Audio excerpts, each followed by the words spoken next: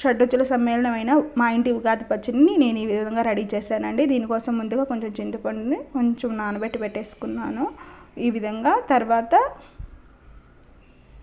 కావాల్సినవన్నీ రెడీగా పెట్టుకున్నాను. మామిడికాయ ముక్కలు కట్ చేసి పెట్టేసుకున్నాను. తర్వాత సాల్ట్, కొంచెం బెల్లం, పచ్చిమిర్చి, వేప పువ్వు, ఇలా కావాల్సిన ఇంగ్రీడియంట్స్ అన్నీ 6 రకాలు రెడీగా పెట్టేసుకున్నాను. ఇప్పుడు వేరొక మిక్సింగ్ బౌల్లో మనం నానబెట్టుకున్న చింతపండు గుజ్జుని తీసుకునేసేద్దాము.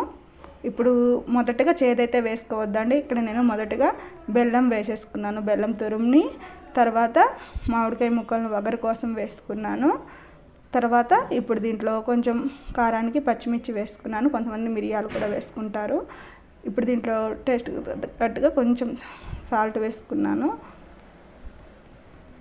తర్వాత వేప పువ్వు, చేదు ఇలా వేసేసుకొని బాగా మిక్స్ చేసేసుకుంటే షడ్రుచుల సమ్మేళనమైన ఉగాది పచ్చడి అనేది రెడీ అయిపోయిందండి.